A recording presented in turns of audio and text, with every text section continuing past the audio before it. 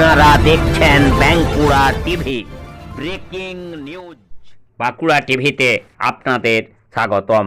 আজ বাঁকুড়া টিভিতে আমি বাঁকুড়া টিভির chief editor the tiger journalist দাদা উত্তম দে বাঁকুড়া টিভিতে তুলে ধরছি একটি পশ্চিম বাংলার গুরুত্বপূর্ণ ব্রেকিং নিউজ। কলকাতায় সংবাদ মাধ্যমের মুখোমুখি হয়ে হিন্দু বিরোধী মমতা বন্দ্যোপাধ্যায়ের বিরুদ্ধে সরব সনাতন সেবক, জনপ্রিয় জননেতা তথা পশ্চিমবঙ্গ বিধানসভার বিরোধী দলনেতা সম্মানীয় শ্রী শুভেন্দু অধিকারী। সেই খবর আপনারা দেখতে থাকুন একমাত্র বাঁকুড়া টিভির পর্দায়। धाम को लेकर उस पर उड़ीसा सरकार की तरफ से भी कार्रवाई किया जा रहा है। वो धाम कल हटा दिया था, एक्स किया। उसका बाद ममता बनर्जी फिर पुलिस को इंस्ट्रक्शन दिया।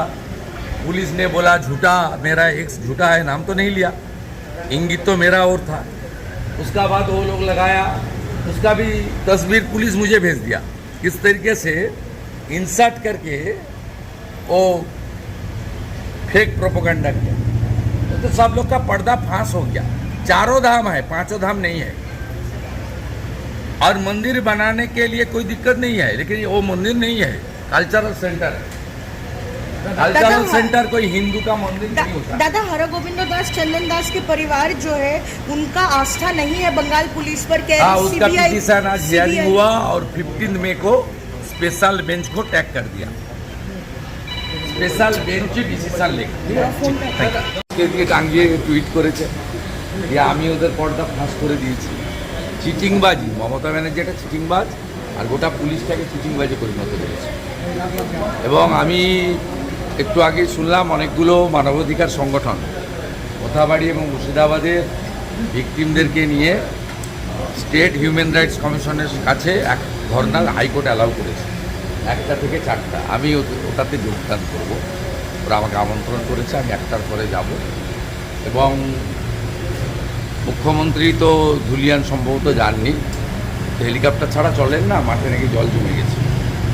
তা যিনি খাতায় কলমে কংগ্রেসের এমএলএ, কিন্তু ওনার দলের তো হয় বিচিত্র দেশ, বাইরন বিশ্বাসের ফ্যাক্টরিতে চেক বিতরণ করবেন।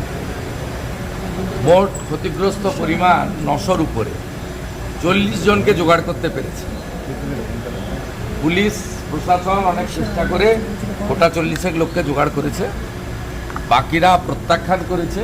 এবং মোথাবাড়ি থেকে ধুলিয়ান, শামশেরগঞ্জ, বেদবোনা, জাফরাবাদ, লালপুর সব জায়গায় হিন্দু বাড়ি দিয়েছে, কালো পতাকা উঠছে। মুখ্যমন্ত্রীকে ধিক্কার দেন। ফিরাদ হাকিম ওই এলাকাগুলো দেখেন, তাকে নিয়ে যাওয়া হলো না, মানে এর পিছনে কি কোনো রাজনৈতিক? সে আমি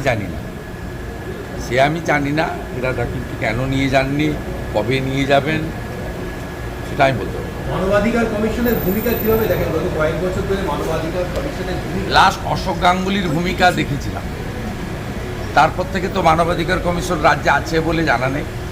কিন্তু যেহেতু মাননীয় বিচারপতি সোমেন সেনের স্পেশাল বেঞ্চ 3 জনের দায়িত্ব দিয়েছেন যে ক্রিমিনাল কেস কী হবে এবং কম্পেনসেশন কী হবে ঠিক করার জন্য, জাতীয় মানবাধিকার কমিশন, 1 representative from state human rights commission আর লিগ্যাল সার্ভিসেস অথরিটি থেকে 1 জন। সেই কারণে ভিকটিম পরিবাররা কালকেই সব কলকাতায় চলে এসেছিলেন, মোথাবাড়ি, ধুলিয়ান, মুর্শিদাবাদ, শামশেরগঞ্জে। তারা হাইকোর্টে আবেদন করেছিলেন যে 3টের সময় স্টেট হিউম্যান রাইটস কমিশন তাদের 5 জনকে ডেকেছে, তারা ধর্ণা দিতে চান। মুখ্যমন্ত্রীর এই সফরকে ধিক্কার জানিয়ে হাইকোর্ট অনেক লড়াই করে একটু আগে 15 মিনিট আগে অ্যালাউ করেছেন যে স্টেট হিউম্যান রাইট অফিস থেকে খানিকটা দূরে ওরা 200 জন ধর্ণা দিতে পারবেন 1টা থেকে 4টে পর্যন্ত। আমাকে তারা আমন্ত্রণ করেছেন, আমি যাচ্ছি 1টার সময়, 1:15 সময়।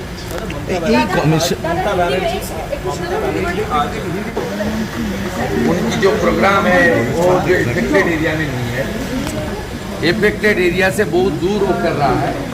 और 900 विक्टिम है, उसमें ओनली 40% जो टीएमसी के साथ जुड़ा हुआ है, किसी को पुलिस का दबाव से उसको लेकर आया है 1,20,000 का घर का चेक देने के लिए। बाकी लोग का कॉम्पेंसेशन थ्रू कोर्ट मिल जाएगा। ये लोग उनको बैकट कर दिया है। अभी कलकत्ता में मुथाबाड़ी और मुर्शिदाबाद का 400 से ज़्यादा victim state human rights commission में धरना प्रदर्शन के लिए तैयार हो रहा है। दादा आप जाएंगे हाँ, इस मैं धरने में?